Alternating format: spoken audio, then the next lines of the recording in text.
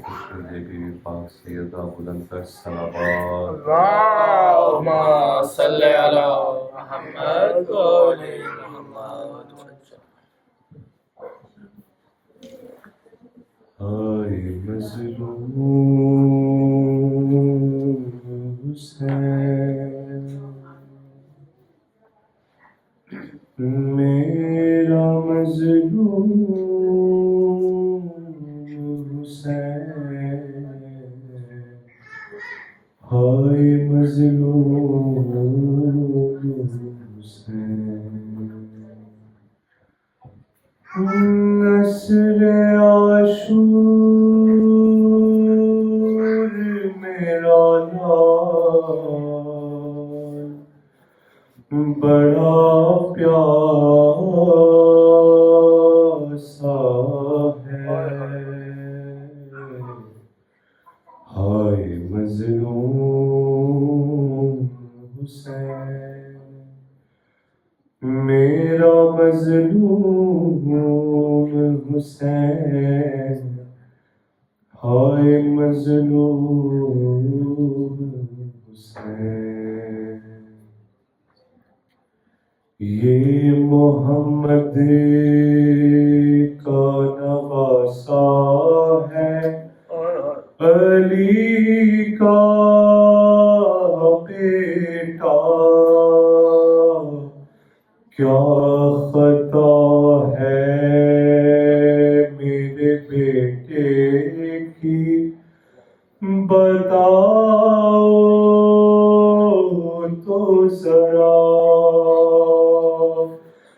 ظالموں کیوں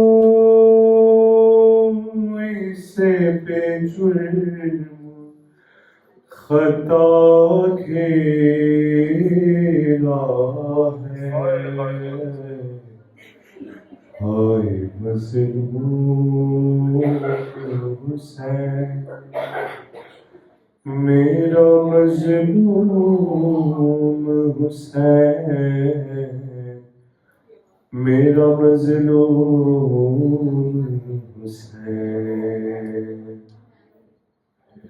ہائے تنہائی کا عالم کے کوئی پاس نہیں، ہائے قاسم نہیں، اکبر نہیں، عباس نہیں، یا علی یا میرا لال بڑا تنہا ہے، ہائے مظلوم حسین، میرا مظلوم حسین، میرا مظلوم حسین، ایک دن میں بھر لشکر کا بھی غم دیکھا ہے، اس نے عباس کا اکبر کا بھی غم دیکھا ہے، دفن کر کے علی اصغر کو ابھی آیا ہے، ہائے مظلوم حسین، میرا مظلوم حسین، ہائے مظلوم حسین، ہائے چھلنی ہے جگر پھر بھی نہیں رویا ہے، کتنے دن سے تو میرے لال نہیں سویا ہے، آ میری گود میں سو جا تو، بہت جاگا ہے، ہائے مظلوم حسین، میرا مظلوم حسین، میرا مظلوم حسین، آئیے بہر خدا حشر بپا ہے بابا، شمر خنجر لیے بالی پہ کھڑا ہے بابا، آپ کے پیارے نواسے کا گلا کٹتا ہے، عصر عاشور میرا لال بڑھا پیاسا ہے۔ اسی دعا کے ساتھ تو اور اس کے علاوہ جتنے بیمار ہیں ان سب کے لیے ہم 5 دفعہ من جیب پڑھ لیتے ہیں۔ اعوذ باللہ من الشیطان بسم اللہ الرحمن الرحیم عمن یجیب المضطر اذا دعاه ویکشف السوء عمن یجیب المضطر اذا دعاه ویکشف السوء عمن یجیب المضطر اذا دعاه ویکشف السوء عمن يجيب المضطر إذا دعاه ويكشف السوء عمن يجيب المضطر إذا دعاه ويكشف السوء۔ ایک دفعہ سورہ فاتحہ، ایک دفعہ سورہ اخلاص، تمام مرحوم کے لیے۔ بسم اللہ الرحمن الرحیم۔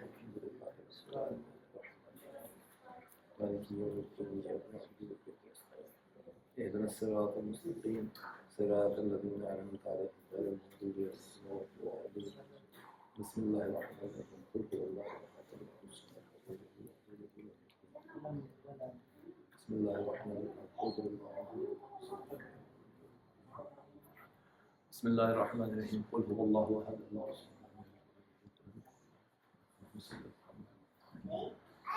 ایک دو بلند آواز سے دودھ پڑھ دیجیے۔ اللهم صل على محمد اعوذ باللہ من الشیطان الرجیم بسم اللہ الرحمن الرحیم الحمد للہ رب العالمین والصلاة والسلام علی اشرف الانبیاء والمرسلین سیدنا و نبینا و حبیب قلوبنا و طبیب نفوسنا ابی القاسم محمد۔ اللهم صل على محمد وآل محمد آل البیت الطیبین الطاہرین المعصومین المنتخبین المظلومین، اما بعد فقد قال اللہ سبحانہ وتعالی فی کتابہ المبین القرآن الحکیم بسم اللہ الرحمن الرحیم قل هو اللہ احد اللہ الصمد لم یلد ولم یولد ولم یکن له کفوا احد۔ صلوات۔ اللهم صل على محمد وآل محمد۔ مومن، ہم نے پچھلا سیشن جو کیا تھا وہ امیر المومنین اور توحید کے موضوع پہ تھا، یا علی اور توحید، اور اس میں نے آپ کو بتایا تھا کہ امیر المومنین کی پوری زندگی، اور جب ہم زندگی کی گفتگو کرتے ہیں تو زندگی میں 3 چیزیں آتی ہیں۔ ایک آپ کا قول جو کہ نہج البلاغہ اور دیگر کتب میں موجود ہے، ایک آپ کی سیرت جو کہ آپ کے ایکشنز ہیں، اور تیسری چیز آپ کی عمومی طور پہ وہ تعلیمات کہ جو آپ نے اپنے بعد آنے والوں کے لیے چھوڑی۔ تو میں نے آرگو کیا کہ امیر المومنین کی پوری یعنی جتنی بھی گفتگو ہے وہ توحید پر ہے، اور اس کے لیے میں نے آپ کو بتایا کہ نہج البلاغہ کا صرف انالیسس کریں تو اس کا 85% یا تو توحید کے موضوع پر ہے، یا توحید میں اللہ کی خلاقیت پر ہے، یا اللہ کی نشانیوں پر ہے، اور اس میں امیر المومنین نے بے شمار موضوعات. میں نے دوسرا ایریا بتایا کہ اگر دعاؤں کی طرف آئیں تو امیر المومنین کی ساری دعائیں توحید کے لیے ہیں، جس میں چاہے دعائے استشیر ہو، دعائے صبا ہو، دعائے کمیل ہو، دعائے جوشی. پھر اس کے بعد میں نے عرض کیا کہ امیر المومنین کی جنگیں جو ہیں وہ مشرکین سے ہیں، وہ کافرین سے ہیں. مشرکین وہ کہ جو اللہ کو مانتے ہی نہیں تھے، کافرین وہ جنہوں نے اللہ کی توحید میں ملاوٹ کر دی تھی، اور منافقین سے ہیں کہ جو اللہ کی حکومت کے اوپر اپنی حکومت رکھنا چاہتے تھے، لا الہ پڑھتے ہوئے لیکن اپنی اللہ کی حکومت کے اوپر اپنی حکومت. یزید کا سارا مسئلہ، ٹوٹل مسئلہ یہ تھا یزید کا کہ وہ یہ چاہتا تھا کہ امام حسین بیعت کر لیں. اگر امام حسین بیعت کر لیں اللہ کے نمائندے کی حیثیت سے تو جو بادشاہ کی حکومت ہوگی وہی اللہ کی حکومت کنسیڈر ہوگی. تو یہ آسان سی بات ہے، ورنہ اس کو کیا ضرورت تھا کہ پورے حجاز میں جب سب سولڈ تھے، سب اس کے ساتھ کمیٹڈ تھے، سب اس کو انڈورس کر رہے تھے، تو صرف ایک امام حسین علیہ السلام کی بیعت سے کیا فرق پڑ رہا تھا جو کہ مدینے میں موجود تھے اور مدینے میں صرف حق بیانی کر رہے تھے. لیکن وہ جانتا تھا کہ جب تک امام حسین علیہ السلام بیعت مجھے نہیں دیتے، اس کا مطلب ہے کہ اللہ کے نظام کا نمائندہ وہ بیعت نہیں دے رہا. تو لوگ آئیڈینٹیفائی کرتے رہیں گے کہ حکومت کی توحید کچھ اور ہے، شریعت کی توحید کوئی اور ہے. تو یہی معاویہ کا معاملہ تھا، یہی اس سے پہلے ابو جہل کا معاملہ. میں نے کہا کہ امیر المومنین کی 76 سے 80 جو جنگیں اور سریاں ہوئی ہیں سب کے سب توحید کو سیو کرنے کے لیے. تو میرا بتانے کا مقصد یہ ہے کہ امیر المومنین کی پوری زندگی توحید پہ تھی، اور اس پر بات میں نے پھر پورا کیس بلڈ کر کے آپ کے سامنے رکھا، کس طرح امیر المومنین نے اللہ کے صفات اور ذات کو علیحدہ علیحدہ پہچاننے سے منع کیا، اور کیوں کہا کہ در حقیقت اللہ کی صفات میں اتنا نہ کھونے کی کوشش کرو، ذات میں اتنا نہ کھونے کی کوشش کرو کہ تم اس کے احکامات سے دور ہوتے چلے جاؤ، یا اس کے احکامات کو اوبے کرنے تک تمہارے پاس ٹائم ہی نہ رہے. تو اللہ کی ذات اور اللہ کی صفات کو ایک خاص مقام تک پہچاننے کے بعد اللہ کے احکامات کے تابع ہو کے جو وہ کہہ رہا ہے بس وہ کرو، کیونکہ تمہاری نجات بہت بڑے بڑے فلسفوں میں نہیں ہے کہ تم اللہ کی ذات میں پیچیدگیوں میں جاؤ، اور اس کی وجہ بھی میں بیان کروں گا. لیکن تمہاری عقل ناقص ہے، اس کی ذات کامل ہے، تم کبھی بھی اس کو پہچان نہیں سکتے. تم کوشش کرو گے تو کہیں نہ کہیں جہل تمہیں جو ہے وہ غافل کر دے گا، تمہیں کہیں نہ کہیں جہل راستے سے ہٹا دے گا. اور یہی ہوا ہے کہ بعض جو فلسفی تھے یا بعض جو متکلمین تھے جو علم کلام کو بہت زیادہ پریکٹس کرتے تھے، وہ پھر باغی ہو کے مشرک ہوتے چلے گئے، یا لعین ہو گئے، یا ملحد ہو گئے اکثریت. اور ابھی بھی ایسا ہوتا ہے، آپ دیکھتے ہیں کہ بہت فلسفے بیان کرنے والے آخر کار جا کے they end up with the atheism یا نو ریلیجن. ہم نے تو جو سارا بڑا سوچا، اور یہ سوچا ووچا کچھ نہیں ہے، ان کے جہل نے ان کے در حقیقت احکامات سے دور ہونے کو ایک راستہ بنا دیا جس پہ وہ چل پڑے، اور وہ ان کا اپنے نفس کا راستہ تھا اور کچھ نہیں ہے. یہ نہیں سمجھ.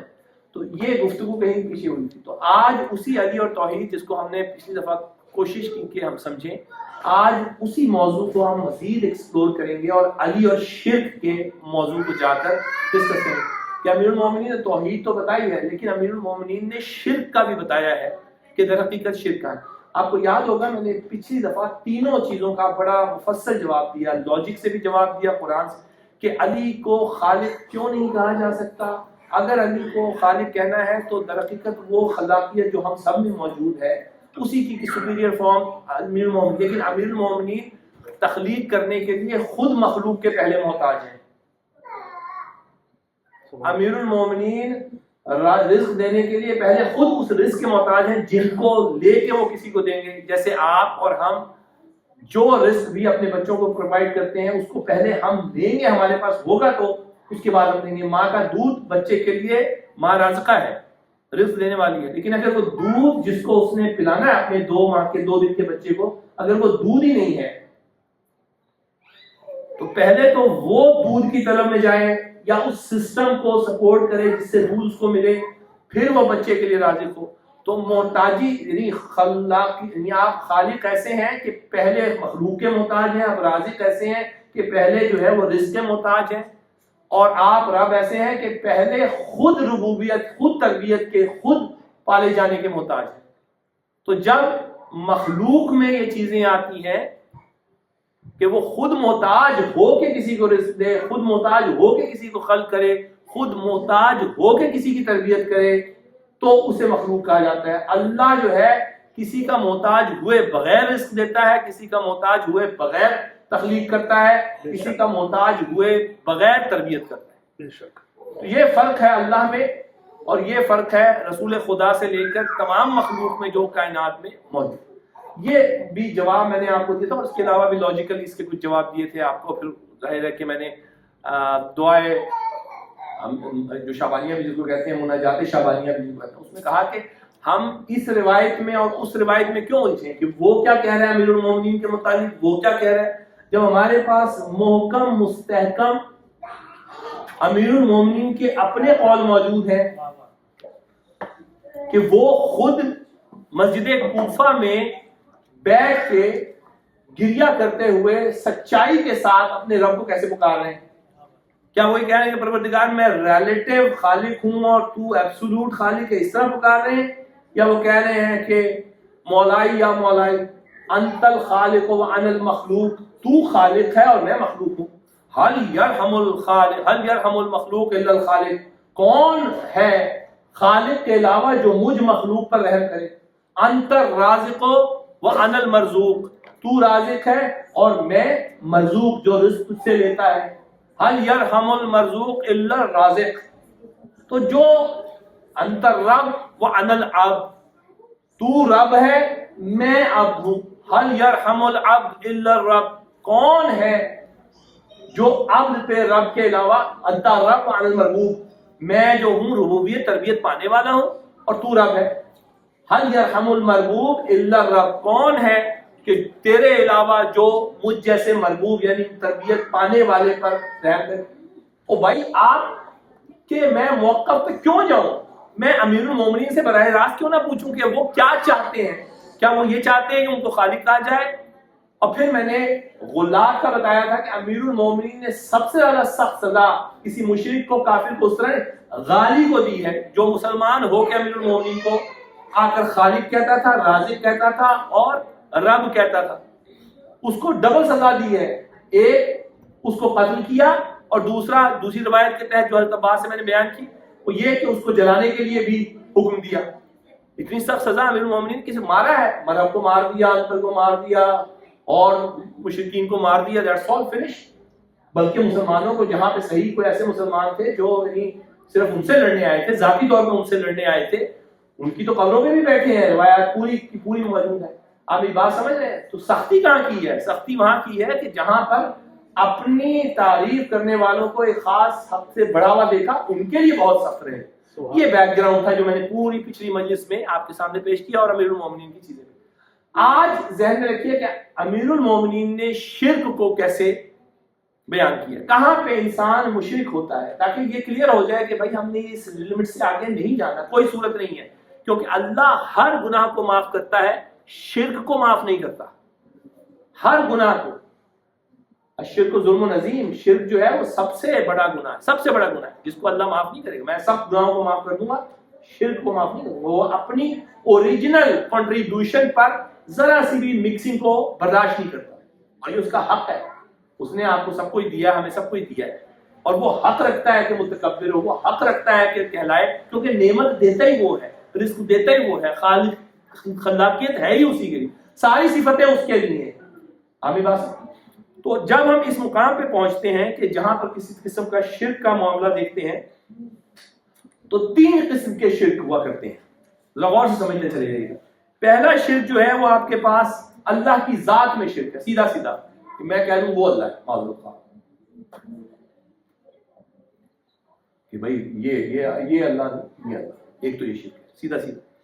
دوسرا یہ ہے کہ تصور میں شرک ہو یا صفات میں شرک ہو، ذات کے بجائے صفات میں شرک ہو۔ مثلا میں کہوں کہ جیسے ابھی میں نے گفتگو کی، آپ اس نیت سے کہہ رہے ہیں کہ امیر المومنین اسی مقام پہ یا رسول خدا اسی مقام پہ خالق ہے جس مقام پہ اللہ ہے، کہ صفات کا سیدھا شرک ہے، سیدھا شرک، اور یہ دونوں جو ہے جلی شرک کہلاتے ہیں۔ ذات کا شرک اور صفات کا شرک جلی شرک ہوا کرتے ہیں۔ ذات کا شرک کہ بھئی وہ عیسیٰ جو ہے نا وہ اللہ ہے، یا اللہ کا جزو ہے، یا اللہ ان کا جزو ہے، ذات کی بات آ گئی ہے، اس میں تو کوئی صفت کی تو بات نہیں کر رہے۔ لیکن اگر آپ کہیں کہ اللہ اور رسول اللہ کی صفت کہ ہم دونوں کی عبادت کر سکتے ہیں، ہم دونوں کو معبود مانتے ہیں، یا ہم ان کو بھی معبود مانتے ہیں، ہم 360 بتوں کو بھی معبود مانتے ہیں۔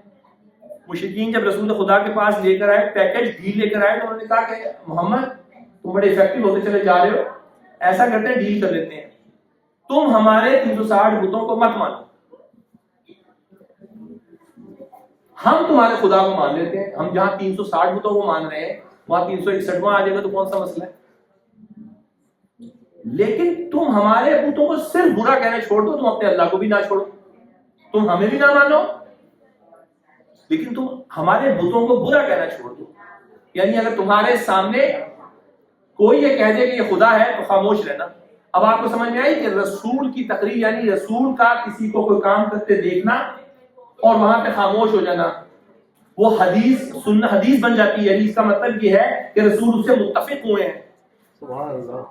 اگر رسول اس دین پہ ایگری کر لیتے تو پھر اس کے بعد جو کچھ مشرکین مکہ کرتے، یہود کرتے اور رسول اللہ اس پہ خاموش رہتے، وہ سنت بن جاتا۔ اس کا مطلب یہ کہ ہاں ٹھیک ہے اللہ کو تو مان لیتے، رسول اللہ یہاں خاموش رہتے، یہ بھی ٹھیک ہے۔ اس لیے رسول اللہ نے کہا چاند رکھ دو ادھر سورج ادھر چاند، تو بھی میں ذرا سا اپنے عقیدے سے یہاں سے ہمیں ایک پیغام یہ ملتا ہے۔ لیکن کیا رسول اللہ نے اس کے بعد مشرک معاشرے میں اخلاق اور معاشرت میں کہیں کمی ہونے دی؟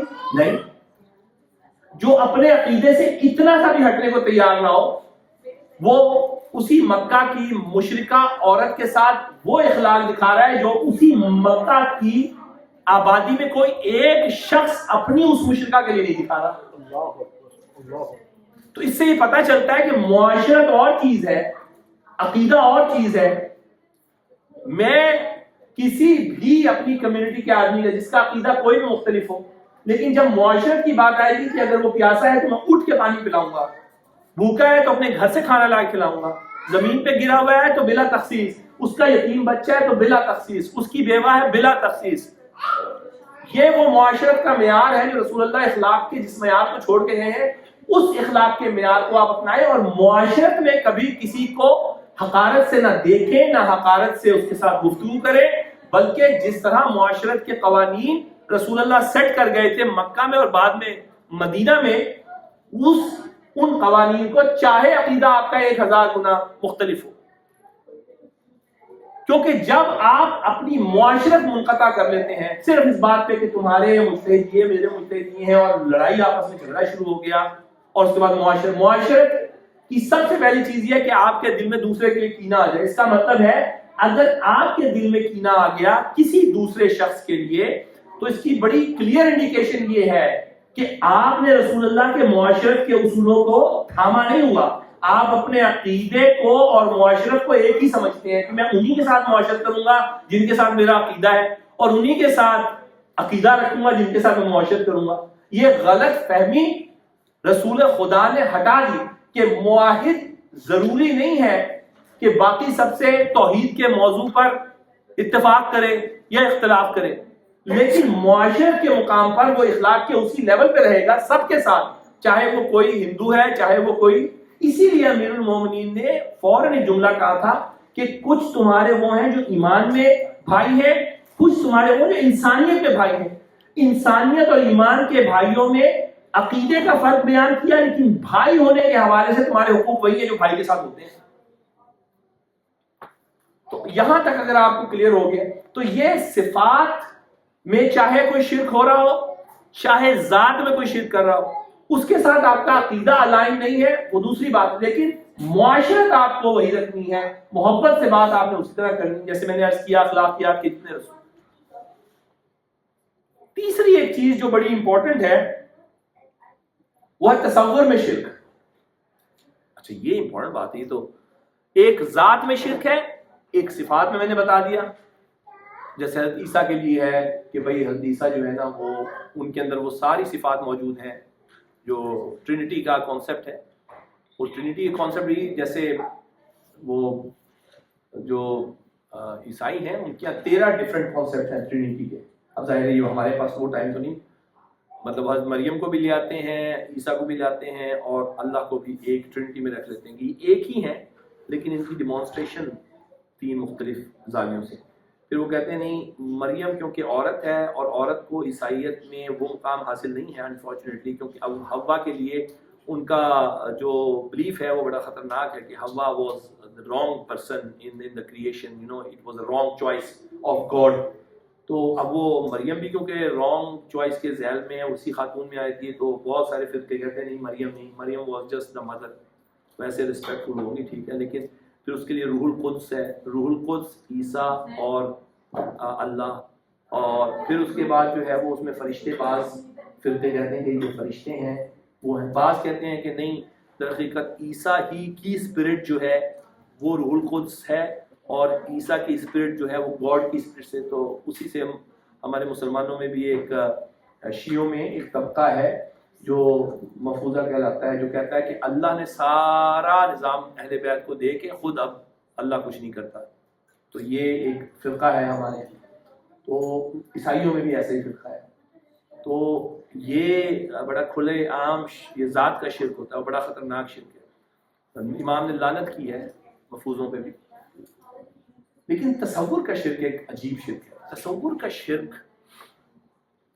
جب آپ نماز پڑھتے ہیں نا سہیل بھائی، اب میں سوال کر رہا ہوں دوستوں سے، اور آپ سجدے میں جاتے ہیں تو سجدہ بھی تو کسی کو، اچھا دیکھیں نماز سب سے بڑی عبادت کیا ہے؟ سب سے بڑی عبادت سجدہ، اس کا سب سے بڑا رکن ہے. اور سجدے میں عبدیت اپنے بیسٹ مقام پہ ہوتی ہے. بیسٹ مقام پر جب میں سجدہ کر رہا ہوں، غور سے سنیے گا، جب سجدہ کر رہا ہوں تو میں کسی ایک کو تو سجدہ کر رہا ہوں. میرے دماغ کو نے کسی کو تو کیپچر کیا ہوگا کہ میں اس کو سجدہ کر رہا ہوں. ایسے سوئی بھائی ایسے یہ اللہ ہے جس کو میں سجدہ کر رہا ہوں، میرے دماغ میں آیا، اسی میں نے اپنی دل اور دماغ دونوں کو اس کے سامنے جھکا دیا. جو ہی میں نے کسی کو کیپچر کیا کہ یہ ہے اللہ، وہیں پر آپ کا شرک خفی وقوع پذیر ہوا. کیوں؟ کیونکہ آپ نے اللہ کو ایک تصوراتی حیولے میں ڈھال دیا ہے کہ یہ ہے اللہ. اب جو بھی ہو، وہ آپ کے لیے سہیل بھائی کے لیے ڈفرینٹ ہوگا، آپ کے لیے ڈفرینٹ ہوگا، جعفری بھائی کے لیے ہو سکتا ہے ڈفرینٹ ہو، ان کے لیے، لیکن میں نے سجدہ کیا، یہ اللہ تھا میرا. اچھا یہ شرک ہے.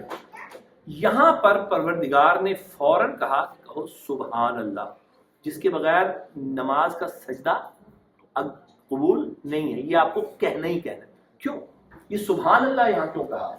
یہاں اللہ اکبر کیوں نہیں کہا؟ اللہ سب سے بڑا کہہ دیتا، یا قدوس کہتا کہ اللہ تو ہر عیب سے پاک ہے. نہیں. جب آپ کہتے ہیں نا کہ بعض لوگوں کے خیال میں جو سبحان اللہ کا مطلب ہے اللہ سبحان ہے، یعنی اللہ پاک ہے، وہ تو قدوس ہے. بعض کہتے ہیں کہ سبحان کا مطلب ہے کہ اللہ بڑا ہے، وہ تو اکبر ہے. تو یہ سبحان کا کیا مطلب ہے؟ غور سنیے گا، اور آج کے بعد آپ کی نمازوں میں آپ کو سجدے کا لطف آئے گا. اللہ تعالیٰ آپ کو جزا عطا کرے. سارے نمازی ہیں، پروردگار کا شکر ہے. ایک بلند آواز سے درود پڑھیے گا.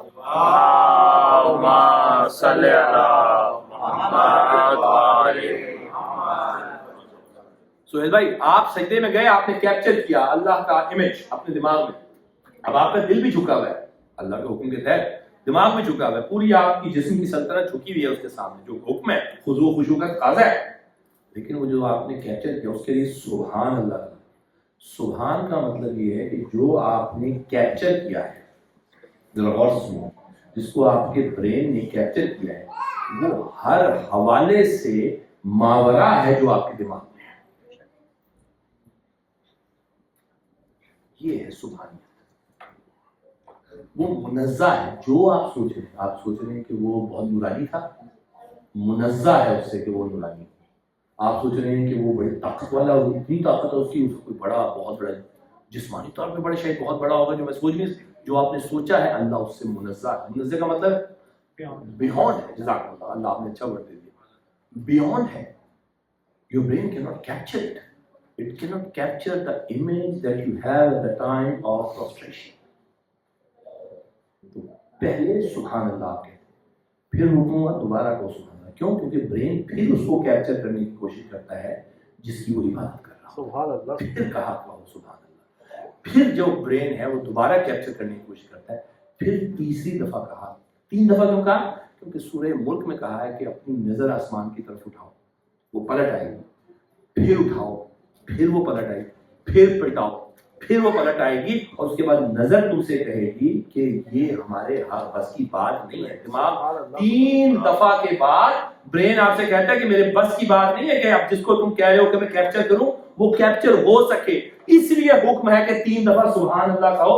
مستحبات میں سے ہے. پہلے میں شرک خفی ختم ہوتا ہے کیونکہ آپ وٹنس دے دیتے ہیں کہ میں کیپچر نہیں کر سکا, جو بیونڈ مائی امیجنیشن ہے وہ اللہ ہے. پھر 3 دفعہ کرنے کے بعد اپنے دماغ کو پاکیزہ کر لیتے ہیں کہ وہ تصور جو بار بار آ رہا ہے, اور شیطان جس کو لا رہا ہے, نفس جس کو لے کر آ رہا ہے, پروردگار اس کو اس پوری نماز کے لیے. یہ ہے سبحانیت. تو یہ تصور کا شرک کتنی باریک چیز, شرک خفی ہے. تو امیر المومنین نے اس شرک کو بھی اس کا بھی رد کیا. اچھا آپ ذرا غور کیجئے کہ اس پورے سینیریو میں امیر المومنین جب جملہ کہتے ہیں نا کہ اول الدین و معرفت, کہ دین کی ابتدا, دین میں داخل ہوتے ہو تو اس کی معرفت حاصل کرو, لیکن اس جملے کا جو اینڈ ہے وہ یہ ہے کہ وَكَمَالُ التصدیق وَكَمَالُ التصدیق بِهِ تَوْحِیدُ, اس کا کمال یہ, پہلے دین میں تم داخل ہوئے اس کی معرفت حاصل کی, معرفت کا کمال یہ ہے کہ تم نے اس کی تصدیق کی, ہاں وہ سچے, تصدیق کا مطلب سچے دل سے جان لینا کہ ایک وہی اللہ ہے, اس کی تصدیق ہوگی ہاں اللہ. پھر یہ ہے کہ تصدیق کا کمال یہ ہے کہ اس کی توحید کو سمجھا جائے. توحید اینڈ ہے معرفت کی. آپ حیران ہوں گے نا, توحید نہیں, آپ نے داخل ہوئے. یہاں سے تمام علماء تشیع کہتے ہیں کہ انسان کے اوپر واجب ہے کہ اللہ کو کسی ایک دلیل سے پہچانے تاکہ معرفت حاصل ہو, اور اس دلیل سے پھر اس کی ذات کو جو ہے وہ پہچاننے کی کوشش کرے کہ وہ ایک ہے, اور جب وہ پہچاننے کی کوشش کرے تو پھر ایک مقام ایسے آگے جہاں پہ یقین ہو جائے کہ وہ ایک ہے اور دل اس کی تصدیق کر دے. تو وہ ایک دلیل واجب ہے آپ پہ. اب یہاں سے ایک عجیب بات ہے, 90% لوگ اپنے والدین کے دین کی وجہ سے مسلمان ہوتے ہیں یا معاشرے کی وجہ سے مسلمان ہوتے ہیں. توحید نہ ہو اور لاجیکل آرگومنٹ سے نہ ہو تو باقی ساری چیزوں میں ہمیشہ شک رہے گا. بھئی توحید ہی آپ کی لاجیکل آرگومنٹ واجب ہے کہ آپ ایک دلیل رکھتے ہو اللہ کے ایک ہونے کی, واحد ہونے کی, احد ہونے کی, ایک دلیل. تو اس کا مطلب یہ ہے کہ معرفت آغاز ہے دین کا. کہ میں اگر کہوں آپ کے یہاں کیوں آیا ہوں, آپ کہیں معرفت کے لیے, تو آغاز ہے. آپ نے کیا یہاں سے اٹھنے جانے کے بعد آپ منطقی طور پر لاجیکلی کیا آپ اللہ کو ایک آپ صدق دل سے ماننا شروع ہو گئے؟ کوئی ایک دلیل ہے آپ کے پاس؟ کوئی ایک دلیل بچے ہی آپ سے پوچھ لیں. اور کیا وہ دلیل آپ ڈیمونسٹریٹ کر سکتے ہیں, آپ السٹریٹ کر سکتے ہیں, آرٹیکولیٹ کر سکتے ہیں, آپ خود اس پہ کنونس ہیں؟ امیر المومنین نے کہا یہ توحید وہ نہیں ہے کہ جس کا مطلب صرف ایک ماننا ہے. توحید وہ ہے جو پوری جزیات کے ساتھ اللہ تمہارے دل میں دیکھنا چاہتا ہے, اللہ تم سے منوانا چاہتا ہے, یہ وہ توحید ہے. تو یہاں سے ایک بات جو بڑی کلیئر ہوتی ہے نہج البلاغہ میں امیر المومنین کا پہلا خطبہ جہاں سے میں نے بیان کیا. اب جہاں سے شرک وقوع پذیر ہوتا ہے, 3 کنڈیشن ہے, اس کے بعد بس گفتگو ختم ہے. امیر المومنین نے کہا شرک 3 جگہوں سے آئے گا. ایک بہت بلند آواز میں بہت توجہ کرنا. امیر المومنین کہتے ہیں, فرماتے ہیں کہ ما وحدہ من کیفہ, جس نے اللہ کے لیے کیفیت مقرر کی اسے شرک کیا. اس نے نہیں اللہ کو, جس نے کیفیت. اور پھر آگے فرماتے ہیں ولا حقیقتہ اصاب من مثلہ, اور جس نے اس کو کسی مثال سے سمجھنے کی کوشش کی تو اس نے 2 چیزیں, کیفیت اور کسی مثال سے سمجھنا. ذرا ایک کیفیت آپ کا سافٹ ویئر ہے سارے کے سارے, اور مثال جو ہے وہ حواس خمسہ کی وجہ سے. مثال ہمیشہ مثال تو میں چل رہا ہوں گا تو یہ مثال میرے کو چلنے والا ہوگا, میرے مثال میری طرح. سہیل بھائی کہیں گے عرفی آپ چل رہے تھے نا تو میرا بیٹا بھی آپ کی طرح چل رہا ہے. یہ انہوں نے آنکھ سے کیپچر کیا. دوسری مثال کیا ہے؟ مثال کے طور پر یہ کہ میں بول رہا ہوں تو بھائی کہیں گے یار اس بھائی ابراہیم بھی نا آپ ہی کی طرح بول، دوسری کیفیت ہے. یہاں سے میں نے مثال ٹھیک ہے ہوا سے ٹائم نہیں ہے زیادہ، ہر ایگزامپل نہیں ہے. ہوا سے خمسہ آپ کے مثال کو کیپچر کرتے ہیں، کیفیت آپ کی عقل اور آپ کے احساسات کیپچر کرتے ہیں. مثلاً یہ کہ آپ کا تقویٰ سہیل بھائی بہت کمال ہے، آپ کا تقویٰ جعفری بھائی کی طرح ہے. اب کیوں یہ کیسے پتا چلا؟ تقویٰ تو ہڈن چیز ہے، سافٹ ہے، سافٹ ویئر ہے نا، سافٹ ویئر کا حصہ ہے. میں کہوں آپ بہت وائز ہیں جعفری بھائی کی طرح، یہ وزڈم جو ہے یہ تو سافٹ ہے. اگر یہ سافٹ ہے اور میں کہہ رہا ہوں آپ کی طرح ہے تو یہ کیفیت ہے. امیر المومنین یہ کہہ رہے ہیں کہ ما وحدہ من کیف، جس نے اللہ کو کیفیت اس کی مقرر کی، آئیڈینٹیفائی کر کیفیت کے انداز میں جو مخلوق کی کیفیات ان کے ذہن میں دیکھنے کی کوشش کی، ان کے لینس سے دیکھنے کی کوشش کی.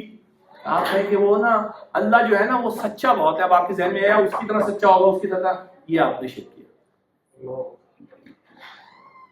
متقی بڑا ہوگا، خلاق خلاق ہے تو وہ نا خلاقیت ہے تو خالق، وہ جیسے جو انسان مخلوق خلق کرتا، مخلوق کی کوئی کیفیت ہو، مخلوق کا کوئی فزیکل ایکشن ہو، کوئی فزیکل ایکشن، بولنا، چلنا، پھرنا، دیکھنا، سونا، لیٹنا، جمپ لگانا، ہوا میں جانا، یہ کرنا، کوئی، تو جب پوری مخلوق کی فزیکل ڈومین اور پوری مخلوق کی سافٹ ڈومین ان سے اللہ کو سمجھا ہی نہیں جا سکتا، اور نہ اللہ ان میں سے کسی چیز کے مشابہ ہے، نہ اس میں کسی چیز کی مثال آتی ہے، تو ایک بات طے ہے کہ مخلوق میں جو کچھ موجود ہے اللہ اس سے بیونڈ ہے.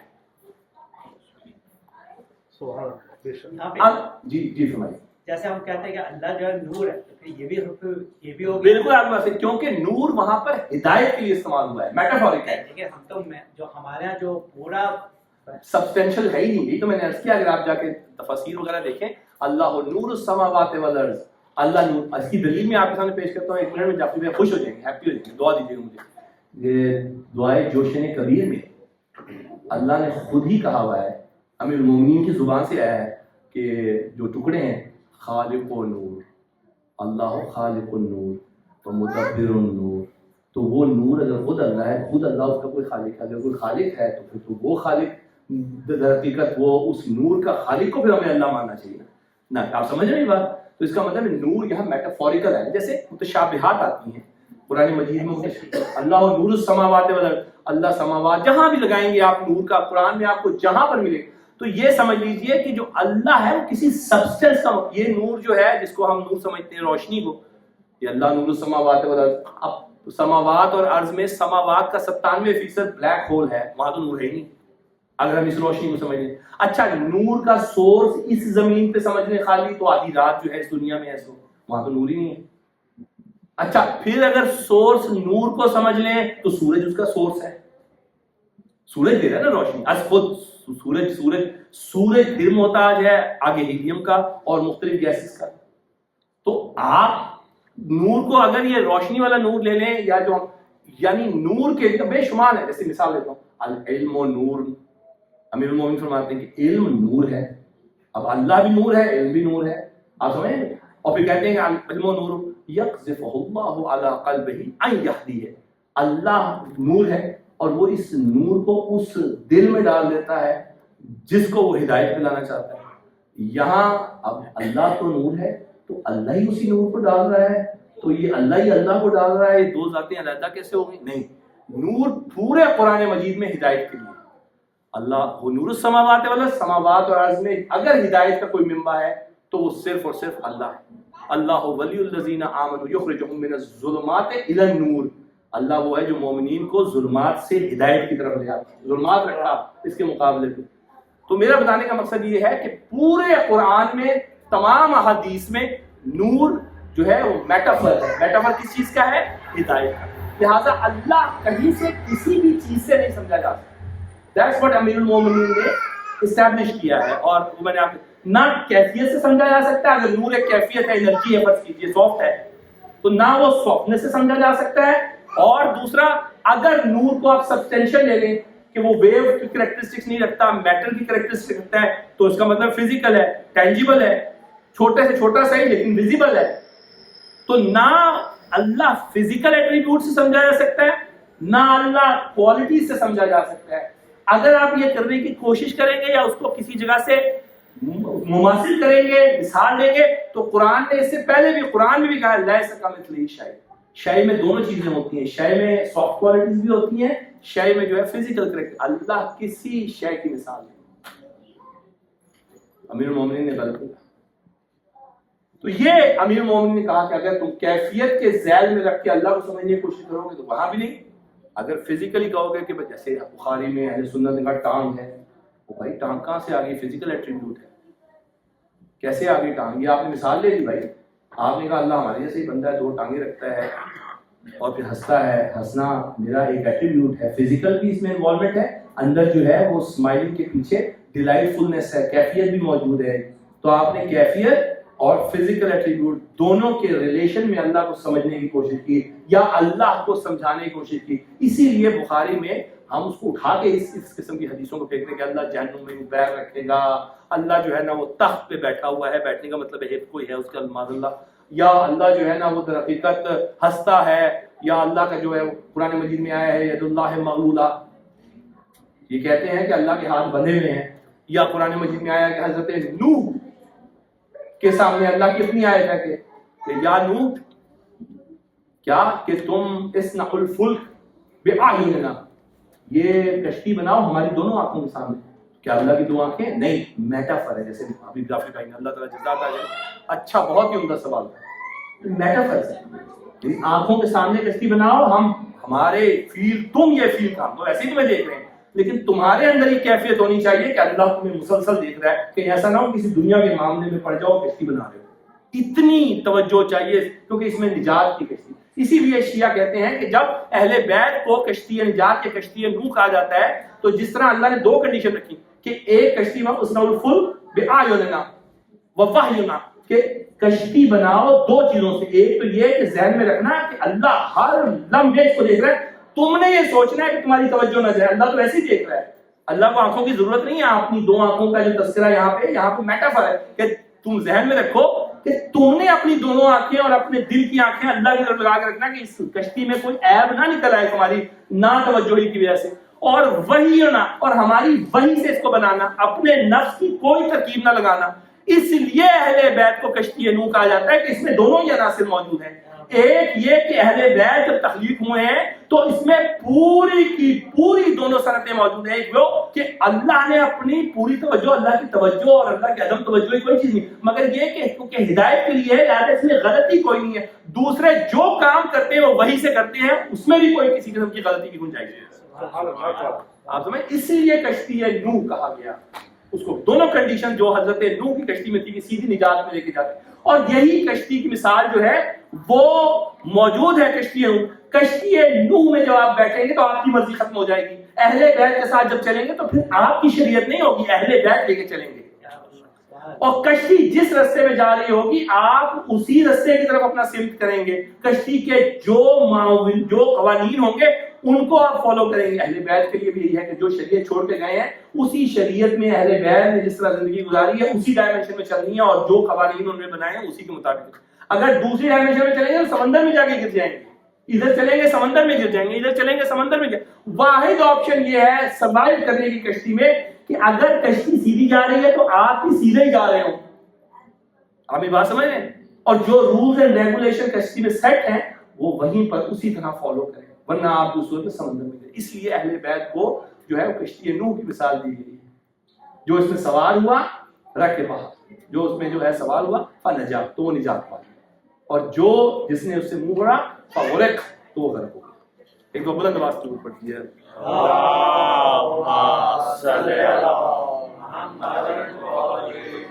تو سافٹ اور فزیکل ایٹریبیوٹس دونوں کا مطلب یہ ہے کہ اللہ کو مخلوق جیسا نہیں سمجھا جا سکتا. آخری یہ ہے کہ اللہ کو جو ہے وہ ماننا کافی نہیں ہے، بلکہ اللہ کو کسی جسم، سمت، مقام، محدود طاقت یا انسانی جذبات کی کسی بھی ڈائمنشن میں سمجھنا جو ہے نہیں. آخری چیز جو مصائب سے پہلے ہے وہ یہ ہے کہ امیر المومنین فرماتے ہیں کہ کل معروف بنفسہ مصنوع، ہر وہ چیز جو اپنی محدود شناخت سے پہچانی جائے بنائی ہوئی ہے. وَكُلٌّ قَائِمٍ فِي سِوَاهُ مَعْلُولٌ، اور جو کسی چیز پر قائم ہو معلول ہے. اللہ نہ معلول ہے نہ مصنوع ہے، نہ اللہ کسی سے بنا ہے، نہ اللہ کسی چیز کا جو ہے وہ ایفیکٹ ہے. اچھا مصنوع آسانی سے کر لیتے ہیں ہم، یعنی خلاقیت کا کانسیپٹ آپ کو یاد ہے میں نے بنایا تھا. اللہ ہر چیز کسی چیز سے بنی ہے، ہر چیز. سہیل بھائی یہ جو آپ ہیں والدین سے بنے ہیں، والدین کو آپ کہیں کہ نہیں والدین تو آدم اور حوا پہ جا کے تو بات ختم نہیں، آدم اور حوا مٹی سے بنے، وہ مٹی پھر زمین سے لی گئی، زمین پھر اللہ کے حکم سے بنی، تو اللہ کا حکم پہ بات ختم ہو. میں نے پچھلی دفعہ بتایا تھا آپ کو کہ وہ اس پر بھاری ہے، وہ اس پہ بھاری ہے، آخر میں جا کے موت پھر اللہ کے حکم سے. تو آپ جس چیز کی تخلیق کو اٹھائیں گے، جس چیز کی تخلیق وہ آخر میں جا کے وہ اس نے بنائی، وہ اس نے بنائی، وہ اس نے بنائی، وہ اس نے بنائی، اس سے پکڑی، اس سے نکلی، اس سے نکلی، اس سے نکلی، آخر میں جا کے پھر ایک ذات چاہیے آپ کو کہ جو آخری چیز کو بنائے.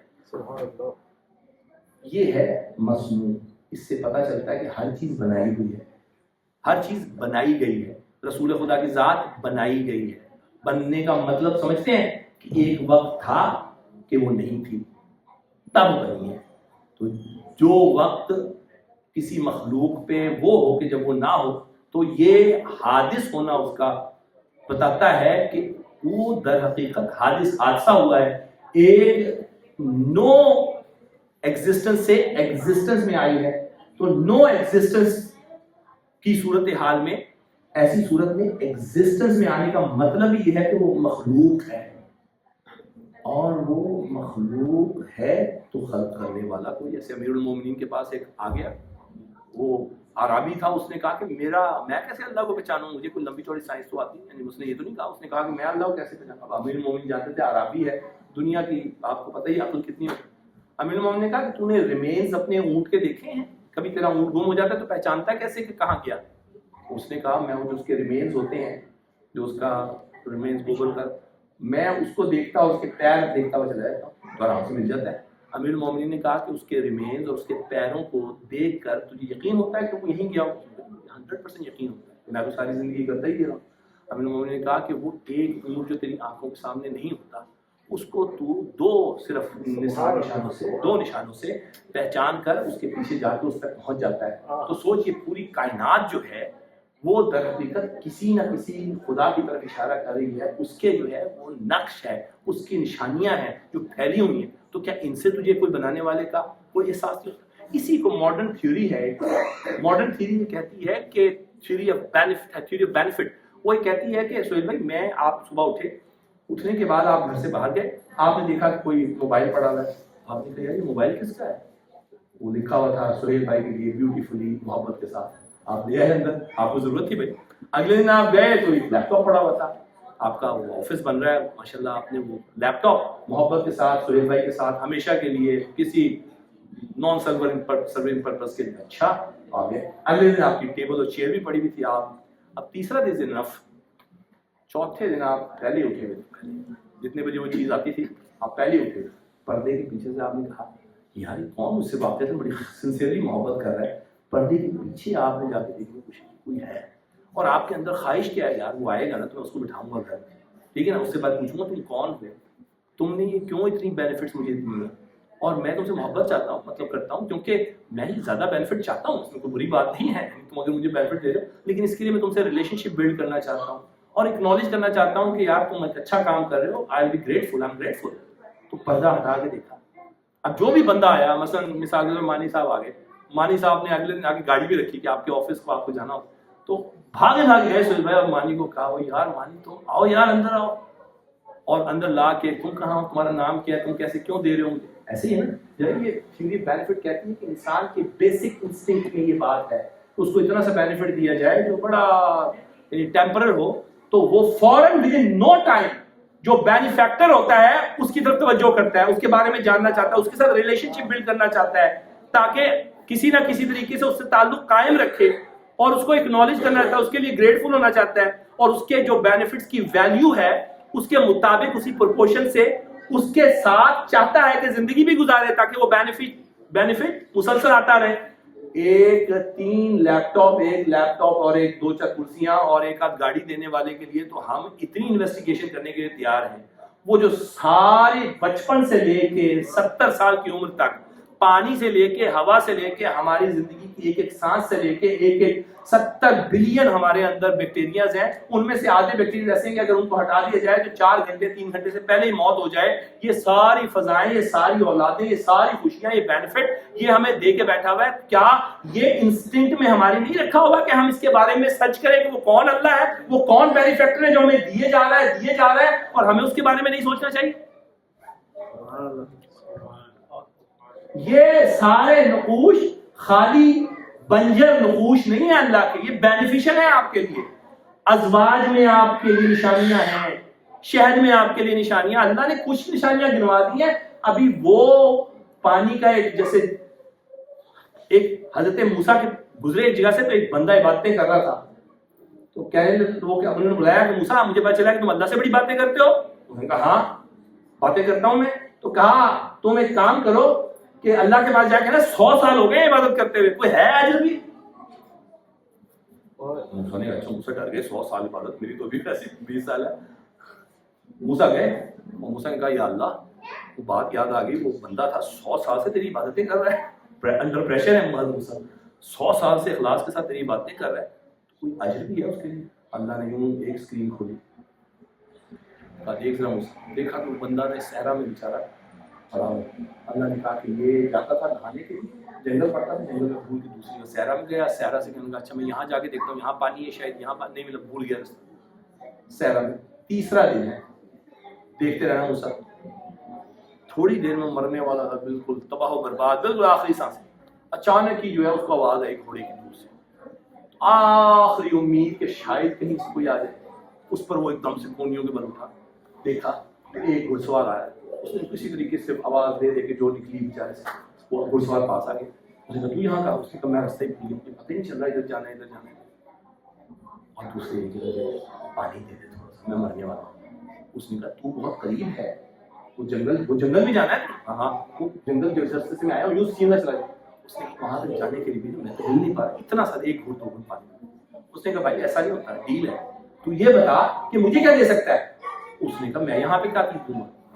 ہاں میرے پاس 100 سال کی عبادت ہے اور بڑے اخلاص سے میں نے اللہ کی عبادت کی ہے. میں اللہ سے دعا کرتا ہوں کہ میرے جتنے اعمال ہیں وہ پروردگار تجھے دے دے، اس ایک گھونٹ پانی کے جو مجھے یہاں سے وہ جنگل تک پہنچا دے گا. اس نے کہا ڈیل ڈن. اور وہ پانی کا اس نے بھول دیا، کھڑا ہو کے جنگل کی طرف لڑکھڑاتا وہ پہنچا. کس طرح جنگل تک پہنچا، آگے راستہ مجھے پتا. جنگل میں جیسے ہی پہنچا اللہ نے اس اسکرین کو بند کیا تھا. موسیٰ 100 سال کی عبادت اور اعمال اخلاص کے ساتھ ایک اس گھونٹ پانی کے عوض اس نے آدھا سیکنڈ بھی نہیں سوچا. یہ وہ پانی ہے جو تمام عمر بچپن میں جب چل کے نہیں جا سکتا تھا، اس وقت سے لے کے اس واقعے سے پہلے تک ہم اس کو روز فراوان دیا کرتے تھے. اسی سے کھاتا بھی تھا، پیتا بھی تھا، نہاتا بھی تھا. اور اس طرح کی کتنی نعمتیں ہیں جس کا اس نے احساس ہی کبھی نہیں کیا کہ اس کے پاس ایک گھونٹ پانی کے عوض 100 سال کے عبادات، 100 سال کے اعمال یہ دینے کے لیے تیار ہے. اس ہوا کا ابھی کون حساب لے گا؟ ان خلیوں کا کون حساب لے گا جو چلتے ہیں؟ اس دھڑکنوں کا کون حساب لے گا؟ یہ ہے کہ سب جو آپ کا خلاقیت ہے وہ در حقیقت اللہ مخلوق نہیں ہے. اور آخری معلول ہر چیز سبب سے. مثلا آپ کہیں جو بیج ڈلے گا تو پودا اگے گا، کس سے؟ سورج جو ہے وہ کوز ہے کس کے؟ اگانے کا. پودا اگانے کا سورج کوز ہے، پانی کوز ہے. اور وہ پانی کیا کرتا ہے اور سورج کیا کرتا ہے؟ مل کے پودے کو اگاتا ہے. پھل لگے گا تو پھل ایفیکٹ ہے اس کا اور پودا کوز ہو گیا. پھل آپ کھائیں گے تو صحت ایفیکٹ ہے اور پھل کوز ہو گیا. ہر چیز کائنات میں کوز اینڈ ایفیکٹ سے چل رہی ہے. ہر چیز، جس چیز کو بھی دیکھیں، یہ اس کی وجہ سے، یہ اس کی وجہ سے. میرے دل میں جو ہے وہ فلوئڈ آیا، کیوں؟ اس کی وجہ یہ ہے. وہ کوز نہیں تلاش کر سکے. آپ سمجھ وہ کوز کس وجہ سے ہوئی ہے؟ پتہ چلا ہوگا کہ میں نے ہو سکتا ہے یہ کام کیا ہو. وہ کام کیوں کیا میں نے؟ اس لیے کہ شاید اس کی وجہ سے یہ کام ہو. یہ آسمان ہے کسی نے. جب تک آپ یہ کاز آف ایفیکٹ دیکھیں گے، cause and effect, cause and effect, cause and effect, cause and effect, آپ چلتے چلے جائیں. ایک مقام ایسا آنا چاہیے جہاں پہ یہ سارے ایفیکٹس اور ساری کازز جو خود ایفیکٹ بن جاتی ہے پچھلی کاز کی وجہ سے، وہ کسی ایک کاز کو آئیڈینٹیفائی کریں کہ جو خود میجر کاز ہے تمام ایفیکٹس کو پروڈیوس کرنے کی، ورنہ یہ کانسیپٹ جو ہے مجہول ہے، یہ کاز یہ سینس نہیں کرتا ہمیں. آپ یہ بات سمجھ، وہ کاز، وہ واحد کاز کہ جو خود کسی اور کاز کی وجہ سے نہیں ہے، اس کاز کی وجہ سے آپ اس کے کہیں گے نہیں یہ کاز سب سے بڑی ہے، اس سے بھی بڑی کاز ہے، پھر ہم اس پہ فوکس کر لیں گے.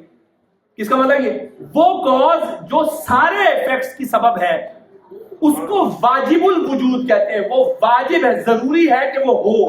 اگر وہ نہیں ہوگا تو یہ سارے ایفیکٹ جس کی آپ مجھے کہانی سنا رہے ہیں یہ سب کا سب جہل ہے، یہ سب کا سب یہ کسی بھی قسم کی حقیقت نہیں ہے. آپ میری گفتگو سمجھ رہے ہیں؟ تو وہ ایک واحد کاز جس کی وجہ سے سارے ایفیکٹس ہیں وہ واجب الوجود کہلاتے ہیں اور اسی کو اللہ کہتے ہیں. اور اس کے بعد جتنے بھی ایفیکٹس ہیں وہ سب مخلوق ہیں، ان کو ممکن الوجود کہتے ہیں کہ یہ وجود ہے لیکن ممکن ہے اسی کاز کی وجہ سے ہوا ہو. یہ آپ ہیں ممکن الوجود ہے، کیوں؟ کیونکہ آج ہے کل نہیں ہوں گے، اس سے پہلے ممکنہ طور پر آپ کسی اور کاز سے ہوئے ہو. لیکن وہ ذات وہ ہے جو ہمیشہ جس کا ہونا اس لیے ضروری ہے کہ اگر آپ مجھے سارے ایفیکٹس پہ کنونس کر رہے ہیں کہ یہ کائنات ہے، آپ کہیں گے کائنات ہے تو میں کہوں گا کہاں سے آئی؟ آپ کہیں گے اس کے سبب سے. تو جس سبب کو آپ آخری سبب قرار دیتے ہیں اس کو اللہ کہا جاتا ہے. تو امیر المومنین نے اس جملے میں کہا ہے کہ اللہ معلول نہیں ہو سکتا، ایفیکٹ نہیں ہو سکتا، اللہ الٹیمیٹلی وہ کاز ہے جس سے سارے ایفیکٹس تخلیق کیے. پروردگار کی اس طرح کے جب ہم اتنے امیر المومنین کی کمال توحید کو اور شرک کے جو کلیئر انہوں نے انڈیکیشن دی ہیں اس کے باوجود امیر المومنین کو رکھتے ہیں. امیر المومنین کو میں نے اگلی تقریر، آخری تقریر ہوگی اس پر، میں آپ کے سامنے کچھ احادیث پیش کروں گا جو کوئی سند نہیں ہے، کچھ نہیں ہے، آئی ہیں صفوی دور سے، کچھ اس سے پہلے کی آئی ہیں، اور میں آپ کو دکھاؤں گا کہ قرآن کی آیتیں کیسے ٹکرا رہی ہیں لیکن ان کو لیا جاتا ہے، قرآن کو نہیں. انفارچونیٹلی امیر المومنین کی عظمت بندگی میں ہے، وہ کائنات کے سب سے عظیم عبد ہیں، وہ کائنات کے رسول خدا کے بعد سب سے بڑے عبد ہیں. عبدیت میں عظمت ہے، مخلوق کی عظمت خلاقیت یا ربوبیت یا رزاقیت میں نہیں ہے، مخلوق کی عظمت بہترین عبد میں ہونے، خضوع و خشوع میں سب سے کمزور اپنے آپ کو ظاہر کرنے میں ہے. یہی وجہ ہے کہ اہل بیت کا ہر فرد آپ کو اپنے علم رکھنے کے باوجود چاہے صحیفہ سجادیہ ہو گریا کرتے ہیں. امیر المومنین آپ نے پڑھی دعائے کو میں کیا امیر المومنین اس میں لگتا نہیں ہے کہ پوری کائنات کا معاذ اللہ سب سے بڑی گناہ کرنے والا کوئی عبد ہے جس کے پاس جس کی مغفرت، جس کا استغفار کا طریقہ ایسے جس میں سب سے ہی کمزور ہے پوری کائنات. لیکن یہ عظمت ہے کسی عبد کی کہ وہ اپنے آپ کو ذلیل کر دے. یا پروردگار کہ ہم فقیر ہیں اور تو دے. اور یہ جملہ ہے مناجات شعبانیہ یا مناجات امیر المومنین، یا پروردگار کے لیے انت العزیز وانا الذلیل هل يرحم الذلیل الا العزیز. یہ جملہ ہے امیر المومنین اپنے مطابق کہا کہ میں بالکل ختم ہوں تیری بارگاہ. یہی ہمارے تمام اہل بیت، یہی وہ پروردگار نے امام حسین کے لبوں پہ جو جملہ جاری کیا تھا کہ پروردگار سب کچھ تیری بارگاہ میں قربان کر دیا ہے، سب کچھ قربان کر دیا ہے، سب کچھ قربان کر دیا ہے. کوئی اور چیز کہ میری بندگی کی اسٹیبلش کرنے کے لیے کوئی اور قربانی ایسی ہے جو میں دے سکوں؟ کوئی قربانی ایسی ہے جو میں دے سکوں؟ اور مجھے بتا، میرے پاس تو جو تھا میں دے رہا. میں نے پچھلی دفعہ بھی عرض کیا تھا کہ ساری قربانیاں دینے کے بعد اب جب کچھ بچا نہیں نا سیدہ زینب کے پاس،